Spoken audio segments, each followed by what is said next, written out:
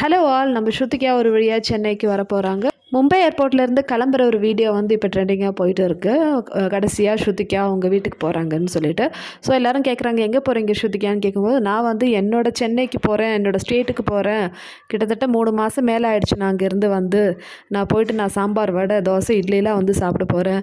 அதே மாதிரி என்னோடய சோஃபாவில் போய் உட்கார போகிறேன். என்னோடய கப்பில் நான் வந்து டீ குடிக்க போகிறேன் அப்படின்னு சொல்லிட்டு ரொம்ப ஹாப்பியாக வந்து சொல்கிறாங்க. அது மட்டும் இல்லை, இவ்வளோ நாளாக நீங்கள் கொடுத்த சப்போர்ட்டுக்கு ரொம்ப நன்றி. நான் நினச்சே பார்க்கல, நான் இன்னொரு ஸ்டேட்டில் இருந்து வந்து எனக்கு இவ்வளோ பெரிய சப்போர்ட் கொடுப்பீங்கன்னு நினச்சே பார்க்கல.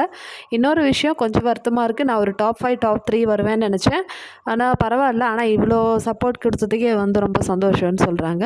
ஸோ அதுக்கப்புறமேட்டு யார் வந்து பிக் பாஸ் கப்பு வின் பண்ணணும்னு கேட்டால் நம்ம ஸ்ருதிகா என்ன தெரியுமா சொல்கிறாங்க, ஆப்ஷனே இல்லை, சும் தான் வின் பண்ணணும்னு சொல்கிறாங்க. ஸ்ருதிகா வெளியே வந்து எல்லாமே பார்த்த பிறகும் சும்மா தான் வந்து சப்போர்ட் பண்ணுறாங்க. ஸோ இதில் வந்து நம்மளுக்கு எதுவுமே வந்து சொல்ல முடியாது இனிமேல். அதுக்கப்புறம் அர்ஜுனை கூப்பிட்டு ஃபோட்டோ எடுக்கிறாங்க, ஃபேமிலி ஃபோட்டோ எடுக்கிறாங்க. ஸோ இந்த ஷர்ட் வந்து நல்லா இருக்கு இல்லையா, பிக் பாஸ்க்கு வந்தபோது ஒரு ஷர்ட் போட்டிருந்தாரு, அது நல்லா இருக்கா இல்லை இது நல்லா இருக்கான்னு சொல்லிட்டு மீடியா கிட்டே வந்து கேட்குறாங்க.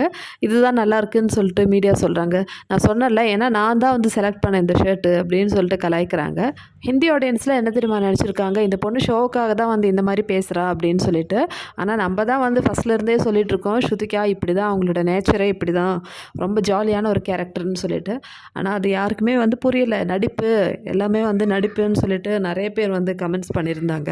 ஆனால் அவங்க பிக் பாஸ்க்குள்ளே எப்படி இருந்தாங்களோ அதே மாதிரி தான் வெளியே வந்து இருக்காங்க. அட்லீஸ்ட் இதை பார்த்தாவது இந்த ஹிந்தி மக்கள் வந்து நம்ம ஸ்ருதிகா இப்படி ஒரு கேரக்டர் ஆகிடுச்சே, இப்படி ஒரு இல்லைனா இந்த மாதிரி தான் அவங்களோட கேரக்டர் அப்படின்னு சொல்லிட்டு புரிஞ்சுக்கிட்டோம். ஃபைனலி ரொம்ப நாள் கழித்து ஸ்ருதிகா சென்னைக்கு வந்து திரும்பி வராங்க. அட்லீஸ்ட் சல்மான் வந்து ஸ்டேஜில் வந்து கூப்பிடுவாருன்னு சொல்லிட்டு நம்ம நினச்சிட்டு இருந்தோம். ஆனால் வந்து நடக்கலை. ஸோ மேபி ஹிந்தி பிக் பாஸில் இப்படி இருக்கலாம், இந்த வழக்கம் இருக்கலாம், எலிமினேட்டான கண்டஸ்டண்ட்டை வந்து கூப்பிடாமல் அப்படியே விடுறது. ஸோ இனிமேல் ஃபினாலைக்கு போவாங்களா இல்லையான்னு சொல்லிட்டு நம்ம வெயிட் பண்ணி தான் பார்க்கணும் மக்களே.